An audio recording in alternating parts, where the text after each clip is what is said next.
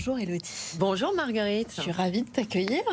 Merci Une beaucoup. nouvelle venue dans l'équipe, on adore. Tu as une idée d'activité écolo à nous proposer pour préserver la biodiversité à Paris, qui en a bien besoin.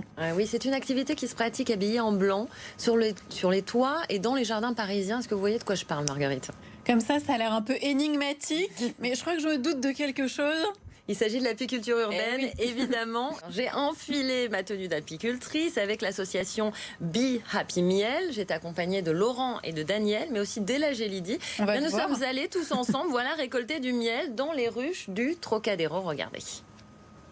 Bonjour Laurent, dis donc, elles ont une belle vue, nos abeilles parisiennes. C'est combien le prix du mètre carré pour avoir sa ruche ici? C'est 30 kg de miel. C'est ce que produisent les abeilles dans chaque ruche.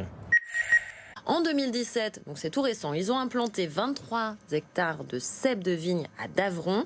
Ils ont étudié les sols, ils ont étudié le climat et quelques années plus tard, ils ont déjà une dizaine d'hectares en production. Alors contrairement à ce qu'on pourrait penser, ils n'utilisent pas de techniques ancestrales pour cultiver en bio, mais font plutôt appel aux nouvelles technologies, aux innovations via des startups, et ils viennent tout juste d'obtenir il y a quelques semaines leur certification. Julien Brustis m'a présenté leur domaine. Regardez.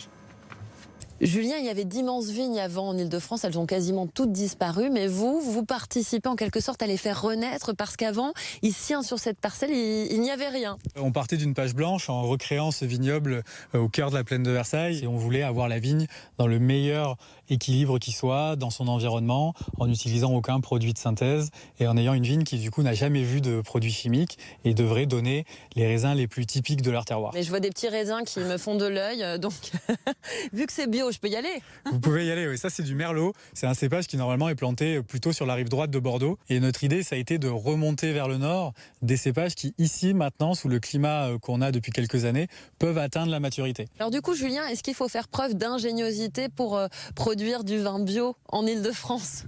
Il faut faire preuve de beaucoup d'attention. En effet, on a notamment depuis 2 ans à laisser un robot qui s'appelle TED, qui nous permet d'entretenir les sols mécaniquement, sans produits chimiques. Ils se sont rendus compte qu'en stimulant la vigne avec des rayons UV sur des panneaux accrochés derrière un tracteur, la vigne est en alerte et qu'elle produit naturellement toutes ces voies de défense contre les maladies. C'est comme si, justement, ce robot, il boostait le système immunitaire de la vigne, c'est un peu ça, si j'ai bien compris? C'est exactement ça. On la rend plus résistante et ça permet, dans des années difficiles où il pleut régulièrement, d'avoir un raisin de qualité. Là, sur les pinots noirs, on est déjà mûr. Moi, je pense que ça va faire un super millésime. Bon, tout est parfait alors. On peut vendanger. Vous aurez peut-être un peu moins de bouteilles parce que je suis en train de manger beaucoup de vos raisins là, mais c'est pas grave.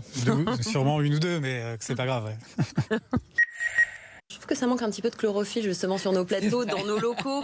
Alors est-ce que tu as la main verte par exemple toi, Marguerite? Alors pas du tout par contre. Pas du tout, c'est dommage parce que je comptais sur toi pour m'aider justement à convaincre BFM d'implanter un potager pour une petite pause fertile à la sortie de la régie, au retour d'un reportage, une vraie déconnexion entre 2 réunions. Moi je pense que c'est vraiment une bonne idée. Émilie, est-ce que tu as le sentiment que le fait de jardiner a un impact plutôt positif sur ton activité, sur ton travail? Ça fait vraiment du bien. C'est vrai que quand on travaille dans notre tour ici à la Défense, on est toute la journée sur notre ordinateur ou en réunion, parfois avec un rythme un peu soutenu. Quand je viens ici au potager à l'heure du déj, mais ne serait-ce que un quart d'heure, 20 minutes, prendre le temps de se poser, d'être au milieu des plantes, sentir 1 ou 2 feuilles, sentir la terre si vraiment on a envie de jardiner un peu plus. Vraiment c'est plaisant, on se sent détendu, on se déconnecte un peu. Puis en plus, ils sont très très sympas chez RTE parce qu'ils m'ont donné un petit peu de verveine citronnée. Ça sent très bon.